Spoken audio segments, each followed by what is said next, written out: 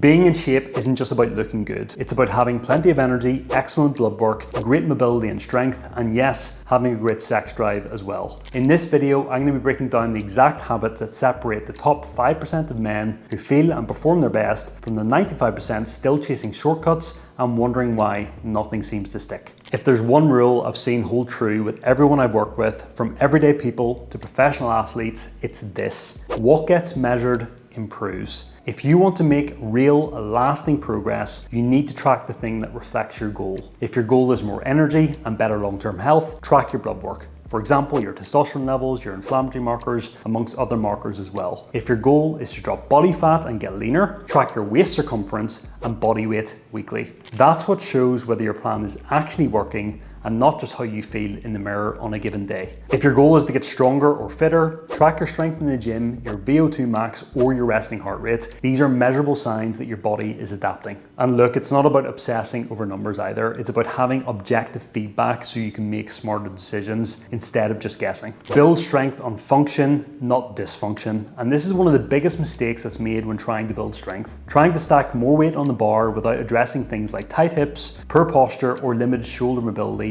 will increase your risk of injury. You need both. You need mobility and you need strength, not one or the other. I worked as a physiotherapist for 10 years and I constantly saw this. Men chasing numbers at the expense of quality movement. And research shows that improving mobility and range of motion not only reduces injury risk, but also enhances force output as well. Meaning you'll actually get stronger when you move better. Your physique is a reflection of what you consistently eat. And being healthy doesn't mean cutting out carbs and fats, it means eating quality food. If it grows in the ground, walks in the earth, swims on the sea, or grows on the trees, it's probably a good choice. You want to prioritize protein, balance your meals with complex carbs and healthy fats, and eat food that actually fuels you. And I can promise you, when you do that consistently, you'll notice more stable energy, better focus, and also improved blood work. Being well hydrated is critical to feel and perform at your best, yet most people are chronically dehydrated. Even mild dehydration, just 2%, can impact your energy, your focus, and your physical performance. You want to aim for roughly 35 milliliters of water per kilogram of body weight on a daily basis, and even more than that when you train regularly and you train hard, or if you live somewhere hot.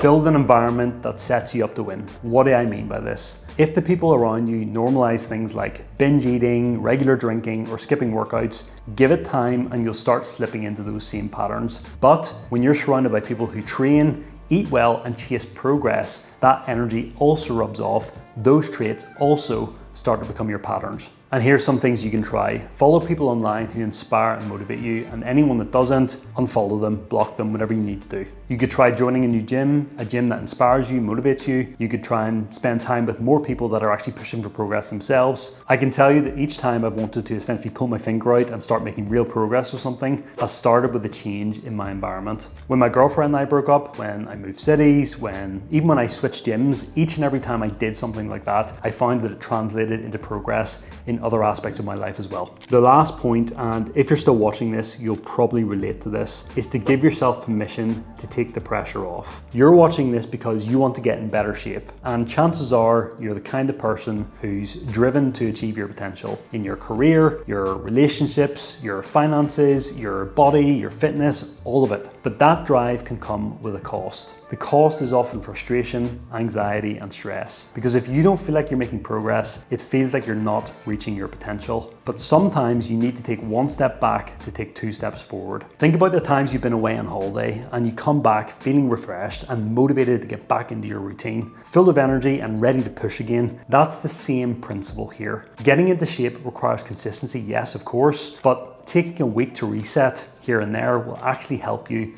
more in the long run. So don't put too much pressure on yourself all the time. It's okay to take time off, give your brain, your mind, and your body a rest, because whenever you do eventually go back into it, you'll be able and willing to push harder. And if you did want support with any of this, I'd be very happy to help. There's a link in the description to book a free call if you'd like. But otherwise, thank you so much for watching the video. I hope you found it useful and look forward to seeing you in the next one.